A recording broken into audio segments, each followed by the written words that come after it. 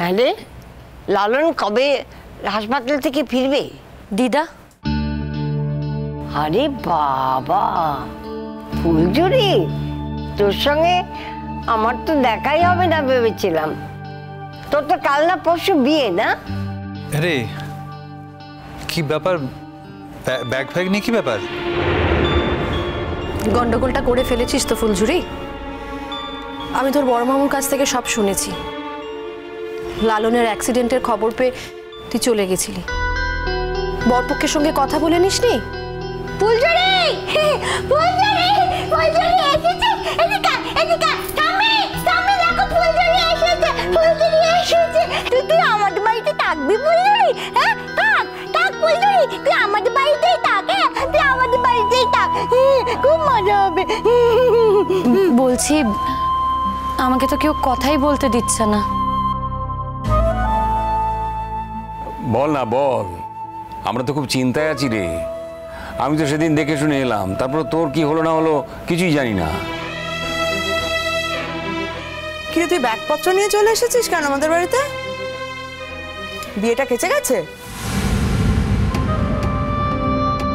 আমি জানতাম বিয়েটা কেচে যাওয়াই তো স্বাভাবিক। আশীর্বাদের দিন নাকি ও আশীর্বাদ ক্যান্সেল করে লালনের পেছনে দৌড়ে দৌড়ে বেরিয়েছে।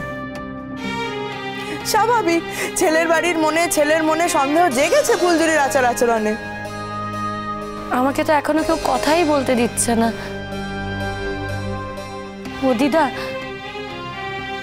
তোমার কাছে না একটা আবেদন নিয়ে এসেছি গো।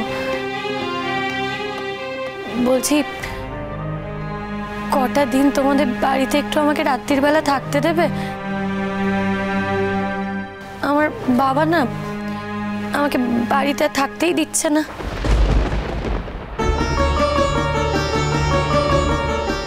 সে কি রে, বাবা বাড়িতে থাকতে দেবে না? মানে কেন, বিয়েটা কি ভেঙে গেছে? ও তার মানে তোর বাবা ক্ষমা টমা চাইনি। দেখ ফুলঝুরি, এটা কিন্তু তুই খুব অন্যায় করেছিস। তোর বিয়ে আশীর্বাদ চলছে, তুই সেগুলো ফেলে রেখে লালনকে দেখতে চলে গেলি। হ্যাঁ ভালো করেছিস, ওর যত্ন করেছিস, ওকে হাসপাতালে অ্যাডমিট করেছিস, কিন্তু ওটা করার পর তোর তো আবার বাড়ি ফিরে আসা উচিত ছিল। তুই তো হাসপাতালে রয়ে গেলি কেন? দেখ দেখিনি, একটা ভালো সম্বন্ধ ভেঙে গেল। কি যে করিস না তোরা।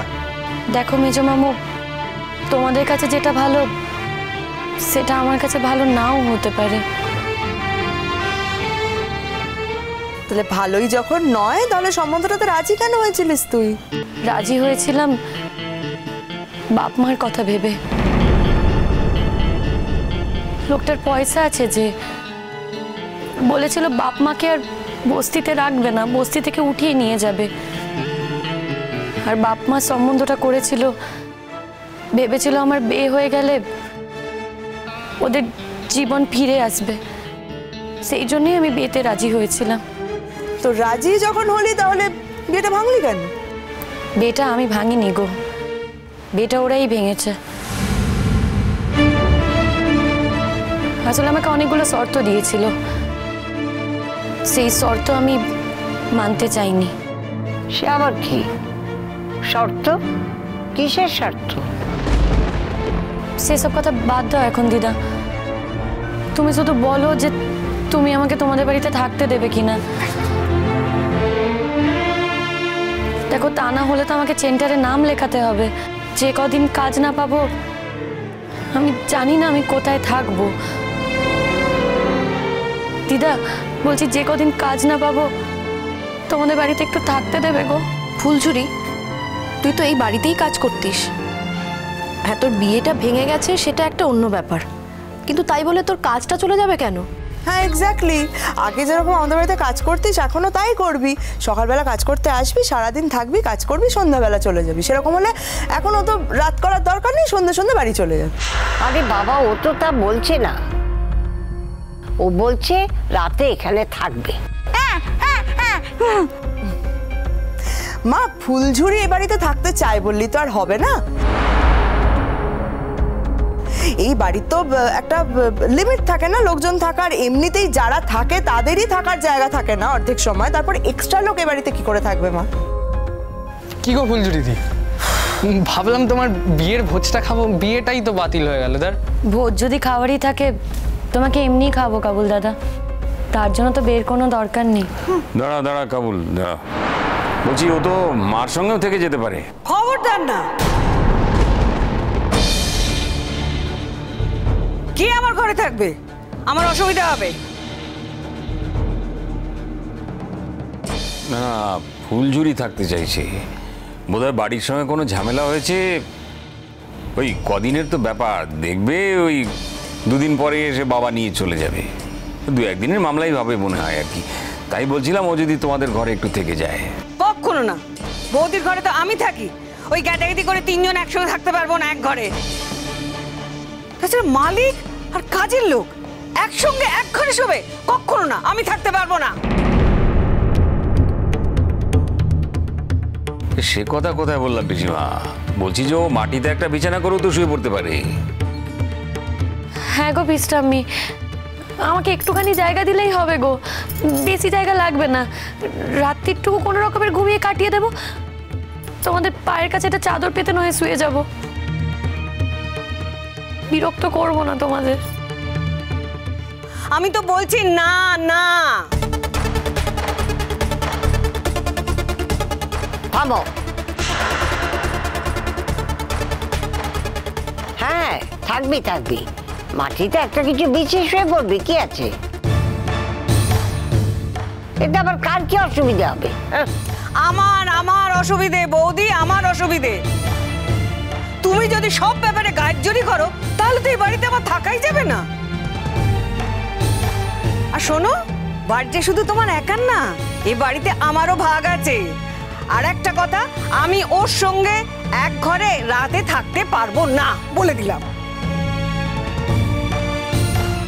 মা, পিসিমণি তো ঠিক কথাই বলেছে। পিসিমণির তো ব্যক্তিগত পছন্দ অপছন্দ মতামত থাকতেই পারে, আপনি সব বিষয়ে সবাইকে জোর করতে পারেন না।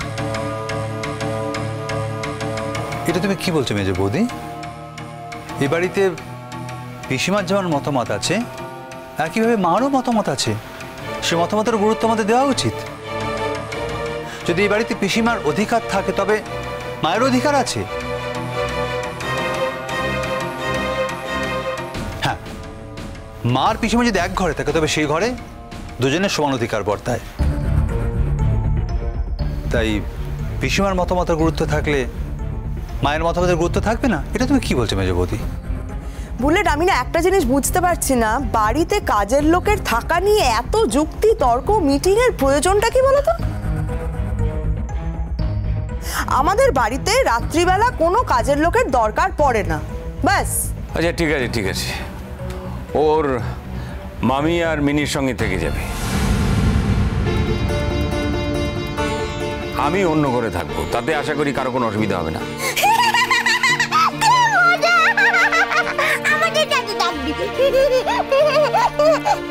অসুবিধা আছে দাদা। ফুলঝুরি একটা ইয়াং মেয়ে, সে আমাদের বাড়িতে থাকবে, তার এমনিতে কিছু মানে দায় দায়িত্ব থাকবে, তার খাওয়া পড়ার খরচ মানে নানা রকম এমনি দায়িত্ব থাকবে। তাছাড়া আমার মনে হয় আমাদের বাড়িতে এত অল্প বয়সী ছেলেরা রয়েছে, যে কোনো মুহূর্তে যে কোনো বিপদ আপদ হয়ে যেতে পারে। এটা আমি কোনোভাবেই মেনে নিতে পারবো না। ছি ছি মেজো মামি, এসব তুমি কি বলছো গো? এসব কথা না আমি কোনোদিনও ভাবিনি। যার মন যেরকম সে তো সেরকমই ভাববে।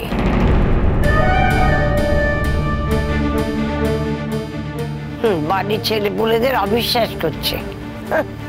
হ্যাঁ, আমার মন খারাপ খারাপ মা, আমি মেনে নিচ্ছি আমার মন খারাপ। আমি তো দরকারের সময় সঠিক কথাটা বলি, কাজের কথা বলি, সেজন্য আমার মন খারাপ।